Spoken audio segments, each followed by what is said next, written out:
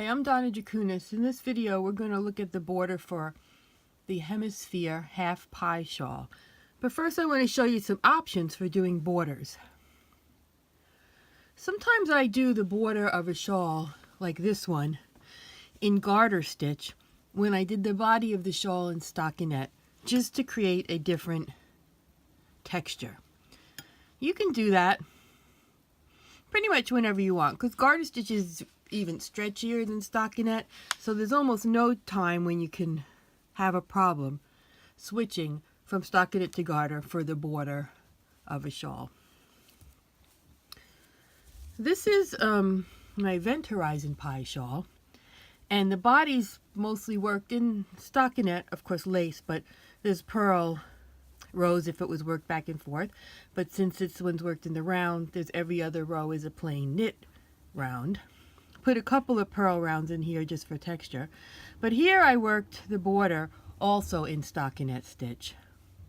So since you get basically a ratio of 5 stitches to 7 rows on stockinette stitch normally, so you'd have 5 stitches here and 7 rows here, that works out pretty good for making the stockinette stitch border stretchy enough to go around. This is another shawl where I did the border in garter stitch, but it's a really fine lace weight yarn. You can see in these sections, the border is all of this. You can see in these sections the garter ridges because it's just a few stitches of plain knitting. It's harder to tell in the lace part if it's garter or stockinette.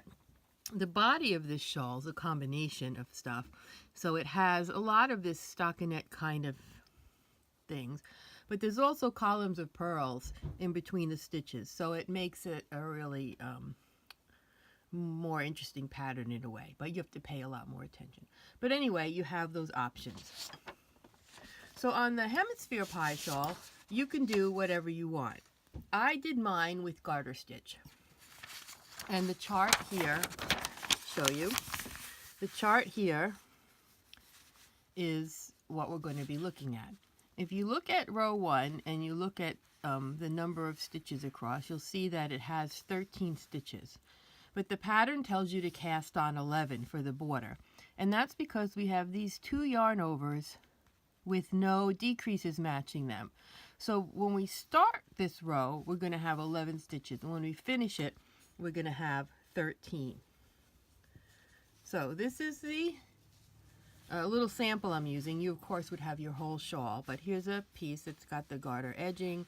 I ended my piece with a couple garter ridges, which is what I tell you to do in the pattern after the spider insert. And I'm going to start my border on a wrong side row. If you're working it in garter stitch, it really doesn't matter if you start on a right side or wrong side row for this, because it's going to look the same on both sides. So why did I choose garter? 1, for the texture, and 2, because in traditional Shetland lace, which is done on very fine wool, it's worked mostly in garter stitch, or maybe all in garter stitch. And so I wanted you to have a chance to work this kind of motif with the circle in garter stitch. It's different than what we did in the other parts of the shawl. Okay, so first thing we're going to do is cast on that 11 stitches, and you can use backward loop cast on or the knitted cast on. I usually use the knitted cast on because I'm pretty bad at the backward loop cast on. I don't like how it stretches out between stitches, so I'm just knitting up. Knitted cast on, you just go into the stitch and knit up a new stitch and then slip it on. So I'm going to cast on 11 stitches, and this is in the text of the pattern. It's not included in the chart.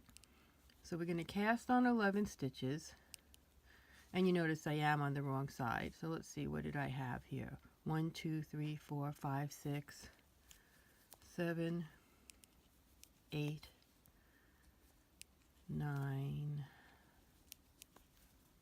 10, 11.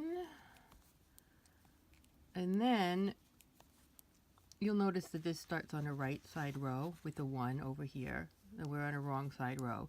So we have a setup row, and this is in the pattern. So we're going to knit 10, and we cast on 11, but we're going to only knit 10. And then the last stitch is going to be a SSK. We're going to join the last stitch of the border to the first stitch of the shawl. And we've been using knit two together through the back loop. For most of this pattern, you can do that as well. You don't have to SSK it either way. They're basically interchangeable. Okay, so then we're going to turn. And all the right side rows on these border are working away from the shawl.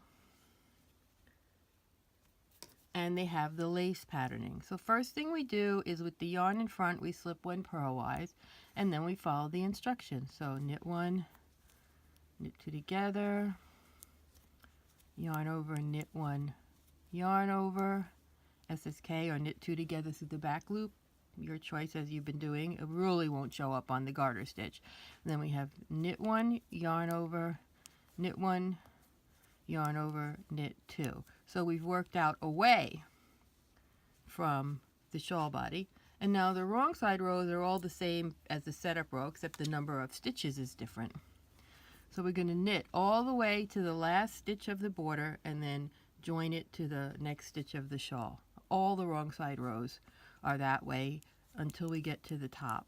So let me just finish this and then I'll show you what happens at the top. So on this row, we are going to go to that last border stitch, and then we're going to do SSK or knit two together through the back loop, whatever you want to do, and then turn. And we're on another right side row. So we'll be going back and forth like that. When we get to the top of the chart, you'll notice we got some bind offs. So it gets bigger and bigger. That's how the points are made. And at the top we bind off. And we're going to bind off till we have 11 stitches left, including that last bind off stitch, because we're going to start again down here where we need 11. So we're going to be going to 11 increases, 11 increases, 11 increases over and over again. And that's all there is to it.